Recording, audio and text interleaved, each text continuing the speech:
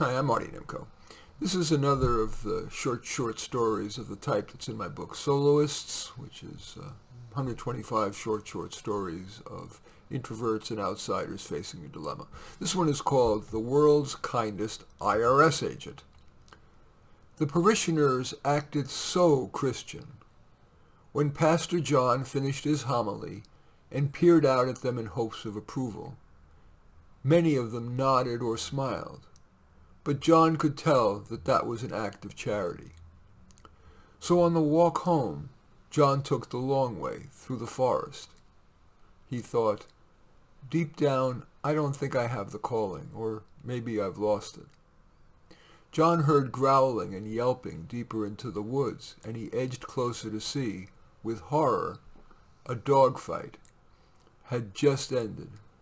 Men were yelling, for example, "Yeah!" Or, "Pussy, you just cost me $50! And a man was dragging the losing, yelping dog, one of its legs severed, hanging by ligaments, and the man sneered, "Fucking loser!" and kicked the dog, which then curled into a ball, and the man kept dragging him away. As John plodded back to the road, he thought of how many times he had preached that God has given man free will and that God works in mysterious ways. Now, John wasn't sure he believed any of it. How could a loving God create such people? How could a loving God allow torturing innocent dogs? In the seminary, John had been exposed mainly to Christian doctrine, and in his search for answers now, he decided to read Buddhist teachings. What made him stop reading was this quote: "Love what you're doing, work hard at it through your life, and you will have achieved true success." John was comforted by that, rationalizing that it meant he didn't need to change. So John returned to his job unchanged and continued to feel that something is wrong. One day after church, Thomas, a tired-looking parishioner in his early 60s, maybe a time-worn 50-something, asked, "Pastor, can we talk?" And Thomas explained, "I was let go from my job, and I've tried hard to find another one, and no one wants me except for near minimum wage.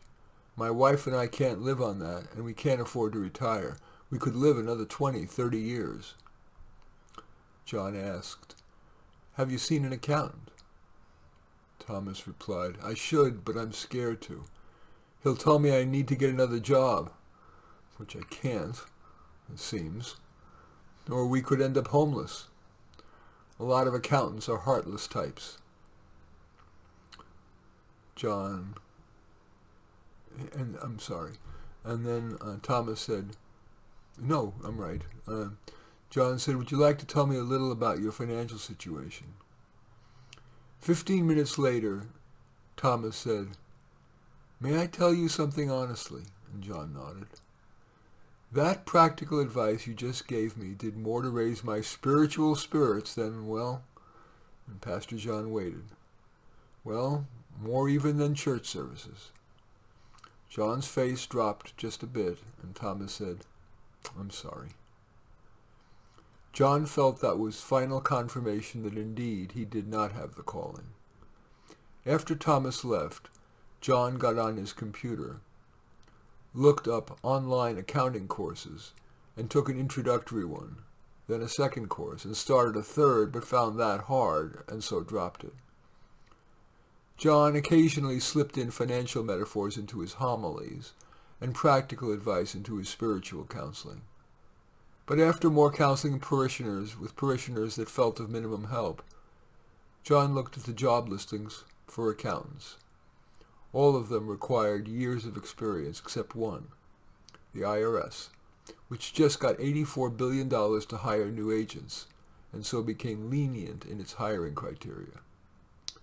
Despite John's lack of the required accounting degree, he applied, and the interviewer chose to hire him when John said, "It is steeped in religious tradition that we all pay our fair share. It is a sin for people to cheat on their taxes. I'll do everything in my power for the government to get what it's legally and spiritually entitled to. As a pastor, John was all about kindness and forgiveness, but he steeled himself to fulfill the promise he made to the interviewer. Indeed, John was a tough revenue agent, demanding a receipt even for small items, and insisting that each taxpayer paid every dollar that he had unearthed in the audit. As a result, in John's second month, he won Revenue Agent of the Month for obtaining the most additional money.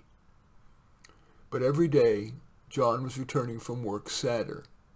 Finally, one day, when a sorry-looking client, or I should say audit person who was being audited, without the usual accountant mouthpiece with him, said that his house cleaner had thrown away all the receipts, the tax receipts, and John decided to do a 180. He let the taxpayer go with a minimum penalty, and for the first time in a long time, John felt right with the world. And for the rest of his life, John followed the Buddha's advice that he had read.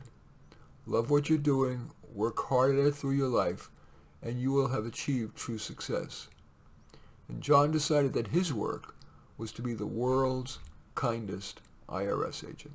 Anyway, that short story is called The World's Kindest IRS Agent.